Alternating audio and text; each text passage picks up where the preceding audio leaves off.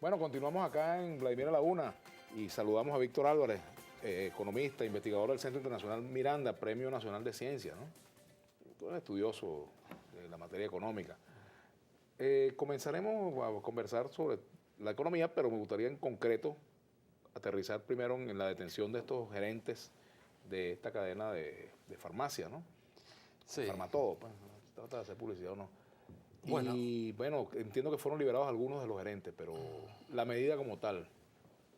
sí, mira, creo que en momentos en los cuales el gobierno está convocando al sector privado, ¿no? Para complementar capacidades y recursos en función de enfrentar esta problemática del desabastecimiento, la escasez, el acaparamiento, la especulación, ese llamado tiene que estar validado, ¿no? Por una actuación que no luzca apresurada, ¿no? Creo que antes de haber tomado una decisión tan dura como esta, ¿no? Se ha debido verificar las razones por las cuales faltaban los cajeros, pues, si hubo algún ausentismo justificado por alguna de las personas que tenía que trabajar allí, porque creo que entonces sigue provocando ese miedo, ¿no? Ese terror en el sector productivo que está siendo llamado, ¿no? Así como en estos momentos se está llamando, por ejemplo, las casas de bolsa para que participen en el tercer mercado del libre compra y venta de divisas, ¿no? Pero que hasta hace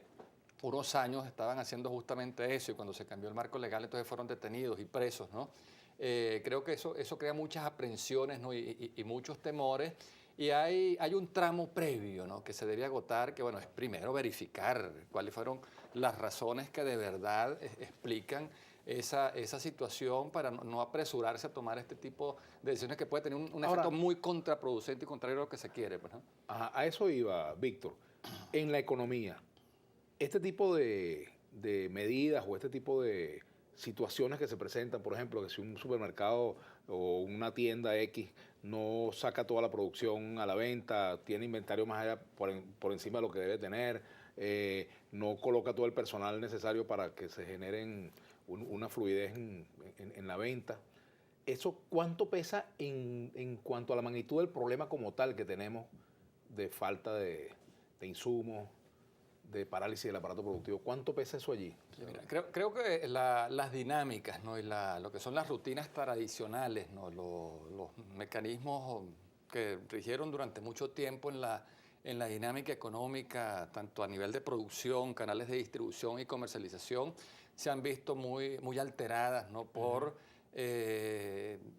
los desajustes, ¿no? En términos generales, que tienen que ver tanto con los errores de política económica como también con los ataques que obviamente sufre un proceso como este, ¿no? Porque no tengo una visión, ¿no? de negar que el gobierno no esté siendo acechado y asediado por quienes intentan desestabilizar y oponerse, ¿no? Pero tampoco soy de los que creen que no hay un margen de responsabilidad que el gobierno tiene en la situación que se ha presentado. Entonces, hay, mira, unos mecanismos que tienen que ver con los inventarios que se mantienen en fábrica, hay unos inventarios que se mantienen en los canales de distribución, hay unos inventarios que se mantienen en canales de comercialización, pero si esos inventarios terminan siendo valorados, ¿no? Como la prueba, la evidencia de que hay acaparamiento, ¿no? Que hay un intento de desestabilización, eso por supuesto entonces crea una distorsión aún mayor, porque entonces lo que era antes una rutina normal, pues, ¿no? Que se despachaba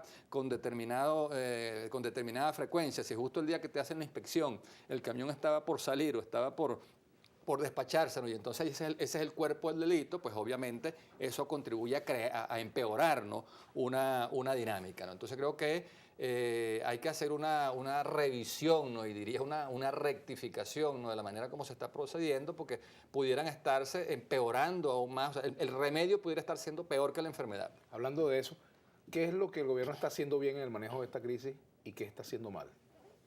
No, mira, creo que ¿Y qué debería hacer? Son tres cosas, ¿no?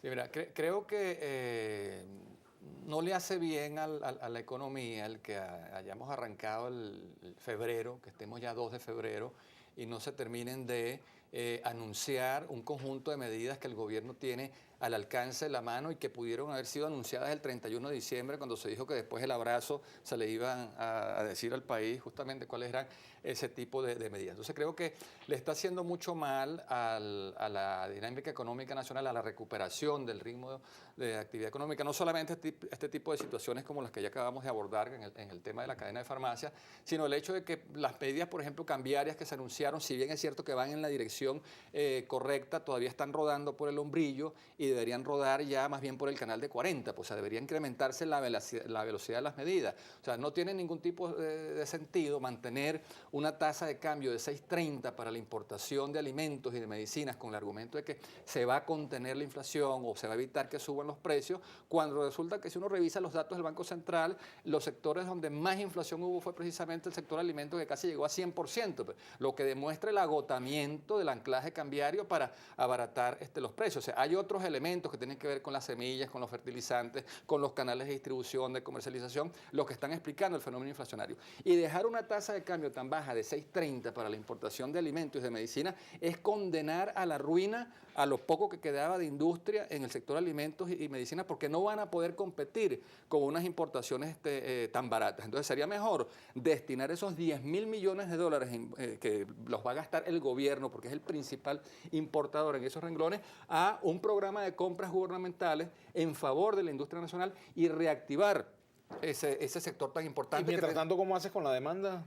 Claro, pero es que nosotros tenemos una industria de alimentos y farmacéutica que llegó a abastecer el 80, el 85% de las necesidades del mercado nacional. Es una industria que tiene su capacidad instalada, que tampoco se ha desmantelada, que con un buen programa de reactivación, que pudieran estar trabajando a 2, 3 turnos, abastecerían el mercado interno. O sea, no es un asunto que vas a hacer nuevos proyectos de inversión, que vas a tener que esperar 5 años o 6 años hasta que madure. Son industrias que están trabajando el 40, el 50% de su capacidad. O sea, prácticamente guapeando para no terminar de cerrar, porque han sido muy afectadas, muy desplazadas por ese alud de importaciones que se sigue trayendo a una tasa de cambio tan barata, pues, ¿no? Y además que son dos sectores clave en lo que es el logro de la soberanía alimentaria y de la soberanía productiva, pues. Entonces, allí tienes un elemento. Lo otro, creo que buena parte, mira, de estos problemas que el gobierno ha caracterizado como guerra económica, que son sobre todo desabastecimiento, escasez, acaparamiento y especulación, porque a eso es a lo que el gobierno llama guerra económica. El gobierno tiene al alcance de su mano un conjunto de medidas para derrotar ese tipo de manifestaciones. ¿Cuáles son? Bueno, mira, en primer lugar, corregir la distorsión de los precios relativos que provoca este régimen de cambios múltiples, ¿no? Que ya está comprobado que son más los incentivos a la corrupción que genera de los que le echan siempre mano a los dólares baratos para venderlos caros. Segundo, todo el tema de la rigidez de los controles. Mira, cuando se controla el precio de venta al público del bien final, pero se dejan liberados los precios de las materias primas, de los insumos, de las maquinarias, de los equipos, todos los años hay un aumento de salarios en torno al 40%, llega un momento en que los costos de producción superan a los precios, como nadie produce para perder, pues se deja de producir y vienen los problemas de desabastecimiento. Entonces, habría que flexibilizar allí ese esquema, ¿no?